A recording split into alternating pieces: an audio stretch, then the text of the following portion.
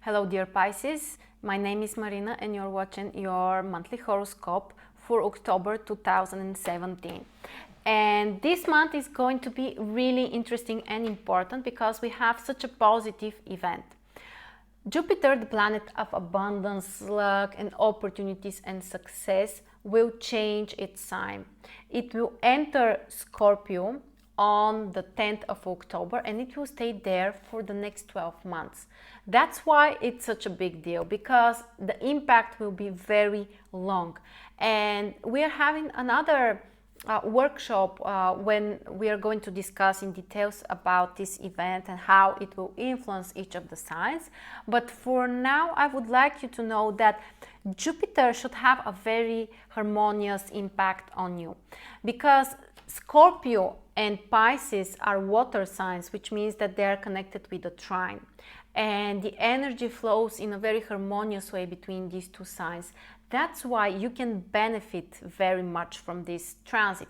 Mostly it will affect the area of your future goals, of expectations for the future, because it affects your 9th house. It will be a great year for starting new education or for traveling more. Some of you may even decide to relocate, and it will happen easier than usual for you. Okay, so now let's start with the most important transits during the month, and we begin with the Sun as usual, because the Sun shows the most important area during the month. Now, until the 22nd of October, the Sun will transit Libra and your 8th house. It could be a more difficult period. You know that 8th house is related with possible critical situations, with some serious transformations, with some intense emotional experiences. That's why you have to be prepared, and you should know that sometimes things may not be as bad as you see them. So be aware of that, and it will pass, of course, during around the end of the month. Until then, you may prefer to isolate a little bit yourself, to give yourself a rest. You know, you might be more introverted, unwilling to socialize so much with others. It's totally fine. And on certain level, you may feel more vulnerable. Energetically, you might feel that others are influencing you, and they have sometimes a more, sometimes more difficult impact or more negative. After the 23rd, the Sun will enter Scorpio and your 9th house, and this is a very big shift, a very positive shift, because 9th house is so much different than 8th house. 9th house is about being optimistic, looking from a more philosophical perspective, being more inspired, focusing on the future and your future goals. So it will be the beginning of a more positive period for you, and you may get out of this possible isolation. Okay, so next we have Mercury, the planet of communication and contacts, which until the 16th will be in Libra in your 8th house. This is also a more challenging aspect, which can make you more introverted, unwilling to socialize, and on the other hand, it may help you to be more analytical. So if you need to go to the roots of something, to analyze certain situation, to learn information, but to learn the deep meaning of something, then Mercury in 8th house can be a very supportive aspect. This is also good transit for taking some financial decisions and planning some kind of investments or similar things. And after the 17th, Mercury enters Scorpio and your 9th house, which is a very positive transit. You may feel more inspired, you may have some new ideas about the future, you might be willing to plan your future. This is a great transit for traveling and for new education. Next we have Venus, which is the planet of love and entertainment. And until the 13th, Venus is in Virgo in your 7th house.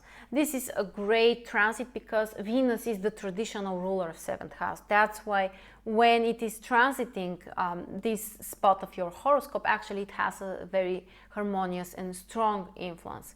And this is a wonderful time, to harmonize your relationship with your partner. Some people may have a new relationship, or you may awaken the feelings between you and your partner.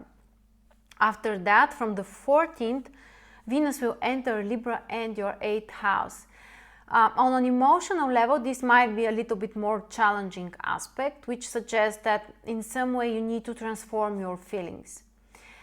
You may go through some, possible challenging emotional situation, or at least you might be too sensitive about things. You may accept them and you may allow them to influence you very strong on an emotional level. So, just be aware of that.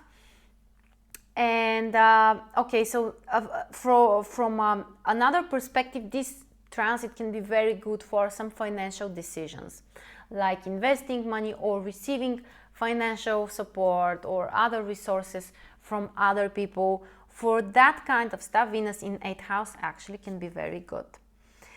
And finally, we have Mars, the planet of action and initiatives, which will be in Virgo in your 7th house until the 21st of the month. First of all, it suggests that you might be really active in the area of relationships. You may take some risks. You may decide to start new relationships or, to change something in this area. This is a great transit which can help you to motivate other people, or your partner can motivate you. But the main idea is that you might be more productive if you do something together with another person, especially if this is your partner. Keep in mind that Mars in 7th house actually squares your own sign. So it can bring possible conflicts and confrontations with others. It can make you a little bit more, sometimes even more aggressive or impatient. So be aware of that and try to avoid some impulsive decisions in the area of relationships. And after that, from the 22nd of the month, Mars enters Libra and your 8th house. From one side, this transit can be good for taking some risks. If you have planned on, starting a new business and you are prepared for that, Mars in 8th house can be a productive and effective transit, which can help you, to make the right steps. But sometimes Mars can be related with taking too much risks, with being too impulsive. You have to be careful with finances, with investments, and we need to analyze the whole horoscope, of course, in order to understand if the risk is, proper or it's unnecessary. But anyway, you have to be careful and to avoid possible dangerous situations, everything that can bring too much unnecessary risk.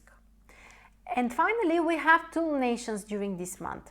We have a full moon on the 5th of October, which is in Aries and Libra. In your case, it activates 2nd and 8th house, which suggests that you have to find the balance in your finances between how much you're spending, how much you're saving, how much you earn. All of this stuff can be extremely important to you.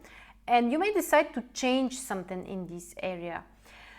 This is also an important lunation in terms of your health. You may decide, to start a new regime or to separate with some habits which are not very good for your health. And finally, we have a new moon on the 19th of October, which is in Libra in your 8th house. From one side, it can put the beginning of a very intense transformational process. Sometimes it may not be easy. Whenever we talk about 8th house, usually it is not easy. But on the other hand, it may help you to go deeper and to understand something important for yourself. From a more practical perspective, this is an important lunation for investments, for taking some financial risks and starting something important in this area. So these were the most important events that we have during October. Thank you very much for watching this video.